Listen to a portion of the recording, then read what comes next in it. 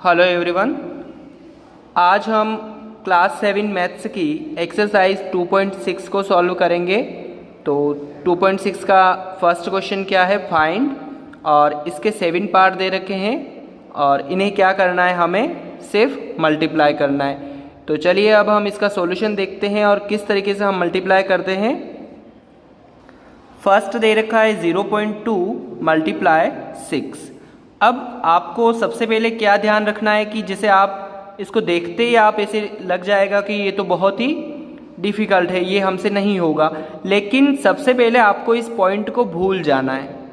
इस पॉइंट को अगर आप भूल जाओगे तो आपका ये जो क्वेश्चन है वो इजीली सॉल्व हो जाएगा। तो अब पॉइंट भूल गए तो किसी भी नंबर के आगे 0 की कोई वैल्यू नहीं होती है। तो यहाँ पे बच गया 2 और ये हो गया है 6। तो 2 6 ज़ा 12। अब आप देखिए ये पॉइंट लग रहा है, इसके बाद कितने डिजिट है। तो पॉइंट के बाद कितने डिजिट है, 1 डिजिट है। तो अब हमारा जो आंसर है उसमें 1 डिजिट छोड़कर, यानी पीछे से 1 डिजिट को छोड़कर पॉइंट लगाना है। तो पीछे का हमने ये 1 डिजिट छोड़ दिया तो यहाँ लग जाएगा पॉइंट, यानी इसका आंसर क्या आ गया 1.2। सेकंड इसका देखते हैं 8 मल्टीप्लाई 4.6। अब इसको भी आप देख लीजिए, सिंपल मल्टीप्लिकेशन करना है पहले। तो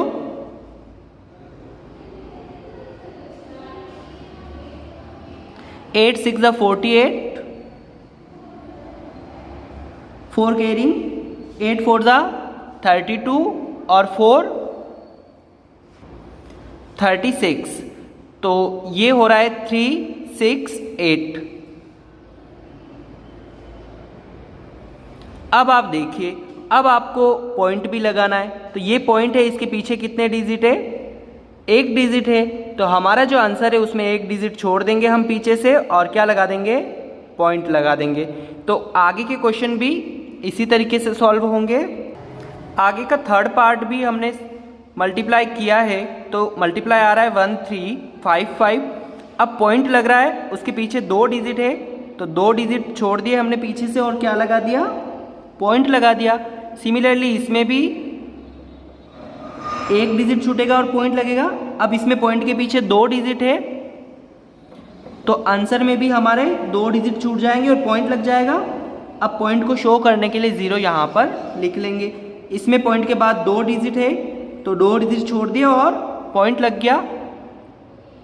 अब इसमें पॉइंट के बाद 2 डिजिट है तो इसमें भी 2 डिजिट छोड़ दिए और पॉइंट लग गया। तो इस तरीके से इस फर्स्ट क्वेश्चन को हमें सॉल्व करना है। चलिए सेकंड क्वेश्चन देखते हैं। Find the area of rectangle whose length is 5.7 and breadth is 3 centimetre. ठीक है, लेंथ दे रखी है 5.7 और ब्रेथ दे रखी है उसकी 3 सेंटीमीटर। तो अब हम इसको किस तरीके से सॉल्व करेंगे। तो एरिया ऑफ रेक्टेंगल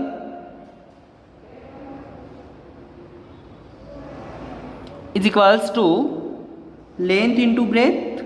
लेंथ और ब्रेथ को क्या करेंगे, मल्टीप्लाई करेंगे। 5.7 मल्टीप्लाई 3। अब इसको अगर हम मल्टीप्लाई करेंगे 3 7 ज़ा 21 का 1, 2 कैरिंग, 3 5 ज़ा 15 और 16 17। तो इसका आंसर आ जाएगा 171। पॉइंट के बाद 1 डिजिट है तो 1 डिजिट छोड़कर पॉइंट लगा दिया। और यहाँ पर भी सेंटीमीटर था, यहाँ पर भी सेंटीमीटर है तो सेंटीमीटर स्क्वायर हो जाएगा। ठीक है, क्योंकि 5.7 भी सेंटीमीटर था और 3 भी क्या था, सेंटीमीटर था। तो सेंटीमीटर क्या हो गए, डबल हो गए। तो सेंटीमीटर स्क्वायर लगा दिया मैंने। चलिए नेक्स्ट क्वेश्चन देखते हैं। क्वेश्चन नंबर 3 है फाइंड, और इसमें भी हमें मल्टीप्लाई करना है। तो अब हम मल्टीप्लाई किस तरीके से करेंगे, चलिए देखते हैं। जैसे फर्स्ट मेरे पास है 1.3 मल्टीप्लाई 10।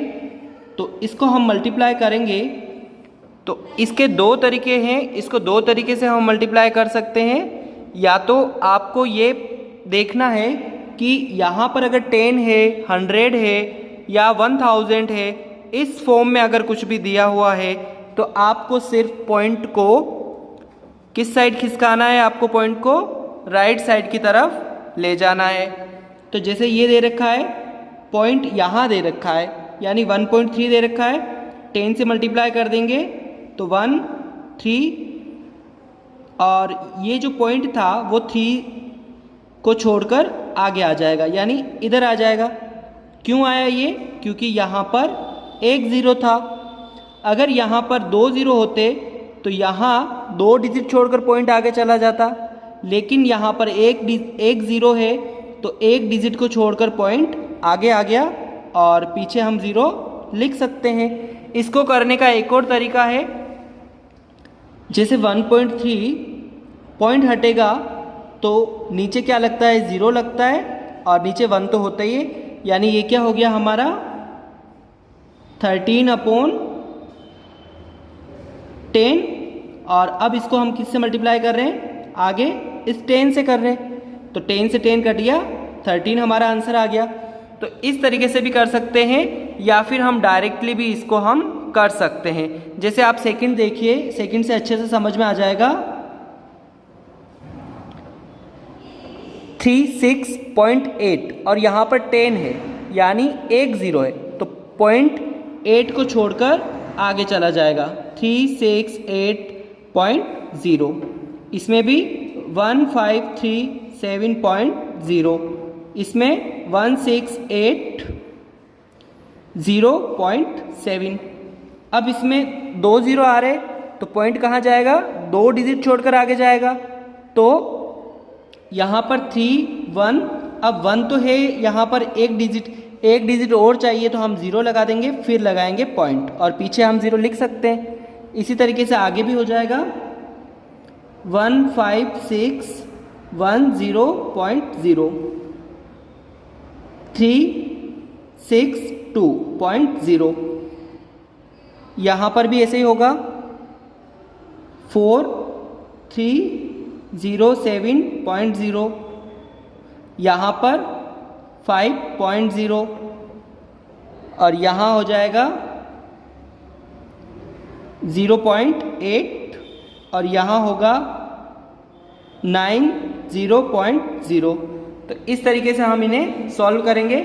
आगे के पार्ट जो दे रखे हैं वो भी इसी तरीके के हैं। जैसे ये दे रखा है 0.03 मल्टीप्लाई 1000, तो 3 ज़ीरो है, 3 डिजिट को छोड़कर पॉइंट चला जाएगा, तो 1 2 और 1 हो जाएगा 0.0। अब आगे कितने भी ज़ीरो होंगे, कोई वैल्यू नहीं है उसकी। तो इस तरीके से ये क्वेश्चन हमने सॉल्व किया है।